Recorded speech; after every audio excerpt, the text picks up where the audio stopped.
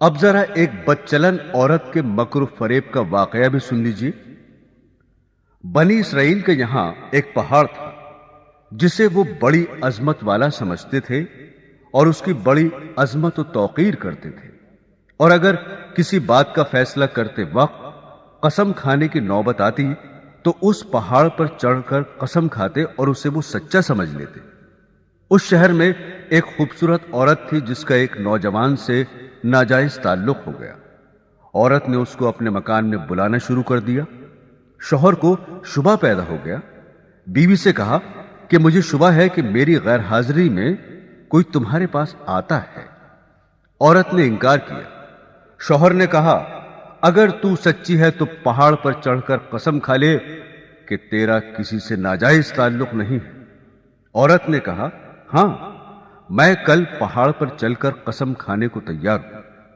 ادھر اس نے اپنے آشنا سے کسی طرح چھپ کر یہ کہہ دیا کہ کل تم پہاڑ کے نیچے ایک گدھا لے کر کھڑے رہنا، میں اور میرا شوہر پہاڑ پر چڑھنے کے لیے وہاں آئیں گے، اور میں شوہر سے کہوں گی کہ پہاڑ پر چڑھتے ہوئے میں تھک جاؤں گی، اس بہانے تمہارا گدھا کرائے پر لے کر میں اس پر سوار ہو کر پہاڑ پر چڑھوں گی۔ تم گدھے والے کے بھیس میں وہاں موجود رہنا اور گدھے پر مجھے سوار کر کے میرے ساتھ ساتھ چلنا۔ چنانچہ جب دوسرے روز میاں بیوی پہاڑ پر چڑھنے کے لیے گھر سے نکلے اور چلتے چلتے پہاڑ کے پاس پہنچے تو وہاں اس کا آشنا گدھے والے کے بھیس میں گدھا لیے کھڑا ہوا تھا۔ عورت نے شوہر سے کہا چلتے چلتے میں تھک گئی ہوں، مجھے یہ گدھا کرائے پر سواری کے لیے دو۔ شوہر نے گدھے والے سے کرایہ مقرر کیا اور بیوی کو گدھے پر سوار کر کے تینوں پہاڑ پر چڑھنے لگے۔ جب وہ جگہ آئی جہاں لوگ قسمیں کھاتے تھے تو اس مکار عورت نے اپنے آپ کو گدھے سے نیچے گرا دیا، اور اس گرنے میں اپنی رانے وغیرہ قابل سطر بدن بھی ننگا کر دیا، اور ایسی صورت پیدا کر دکھائی کہ شوہر نے یہی سمجھا کہ گدھے سے اتفاقاً گر گئی اور گرتے ہوئے اتفاقاً ننگی ہو گئی ہے۔ وہ جھٹ اٹھی اور اپنا لباس درست کر کے پہاڑ کی قسم کھانے والی جگہ پر کھڑی ہو کر کہنے لگی میں قسم کھاتی ہوں میرے ننگے بدن کو آج تک تمہارے سوا اور اس گدھے والے کے سوا اور کسی نے نہیں دیکھا۔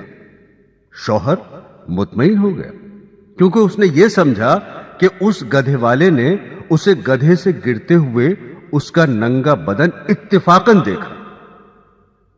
تو دیکھا آپ نے، عورت جب مکر و فریب پر آ جائے تو ایسی چالاکیاں دکھا کر شوہر کو بے وقوف بنا دیتی ہے، لیکن یہ پتہ نہیں کہ آج یہ گناہ کسی مکر و فریب سے چھپا بھی لیا اور کسی کو پتہ بھی نہ چلا تو کل قیامت میں یہ بات نہیں چھپے گی، اس لیے کہ اللہ کو سب کچھ معلوم ہے۔